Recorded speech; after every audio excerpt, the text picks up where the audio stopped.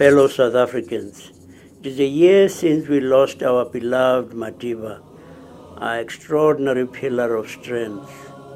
We thank God for him and the example he gave us. He taught us about the worth of a human being, all human beings.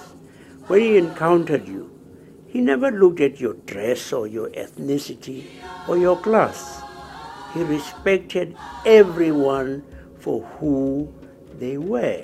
Let us follow in his footsteps and do ourselves proud. God bless you.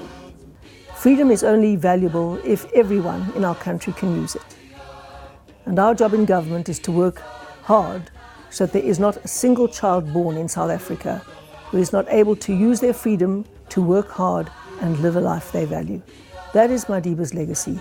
That is the message that we need to remember today, and that is the legacy that we have to build on. When I started my stand-up, it was on the 4th of December 1997. It's the first stand-up gig I did, and Nelson Mandela was president. And I remember in the air there was a tone of celebration. People were still feeling triumphant. You know that feeling that no matter what you go through, you can overcome anything.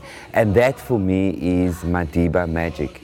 Madiba is way, way, way too precious to creep into my stand-up.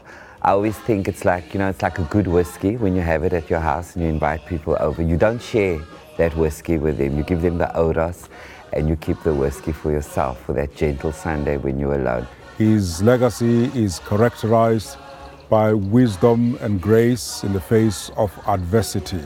I think one thing that is key for us as South Africans, and it is indeed a message of hope, is Madiba said, change is possible and change can happen through individual or collective acts of goodwill. And may South Africans indeed commit themselves to making those individual and collective acts of goodwill. A year after the death of President Nelson Mandela, it is fitting that we recall his legacy and that we keep it alive.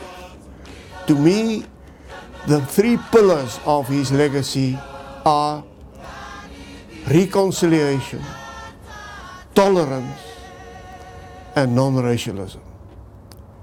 If we adhere to these values, South Africa is destined to be a successful, wonderful country.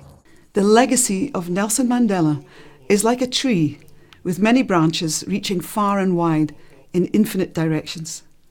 Thanks to his guidance and dedication, many changes have taken place with regard to HIV/AIDS in the last few years. And with his exemplary leadership, the situation would very likely be far worse than it is today. But HIV and AIDS is still very prevalent, and we still have a long way to go before we can see the end of AIDS. If Nelson Mandela were here today, he would ask us all to challenge our own viewpoints. You can change your attitude. Zero stigma, zero discrimination. We all had very special moments with him and miss his smiling presence. And I like to think and hope that his legacy continues to be a benchmark for all of us, including, of course, government, to remember and try to uphold. We are a nation who seek to live together in harmony. I believe that, and I believe it is an ethic that Nelson Mandela strived for. And I think his spirit of forgiveness and his spirit of reconciliation is one that must stay with us. His message to the youth would be that with freedom comes responsibility. Freedom did not just fall from heaven. Freedom was sacrificed for. Many people were imprisoned, many died for freedom. So there is a responsibility, and the majority of our population in this country are young people. So the responsibility is on them to do everything to ensure that they play their role in building the new South Africa. Where would we have been today if Nelson Mandela had come out of jail angry? How would you have felt? In jail for 27 years for what you believe in? Away from your children? Your wife goes mad? Nelson Mandela so easily could have come out of jail and spoken like Robert Mugabe, but he didn't. He came out of jail with that beautiful smile and he said, "Tani Ivita, bring me another cook, sister." Truly, Nelson Mandela gave truth to that old saying, "Love your enemy, it will ruin his reputation." So no third-rate politician with fourth-rate ideas can take away from us the legacy of Madiba, which we are celebrating today.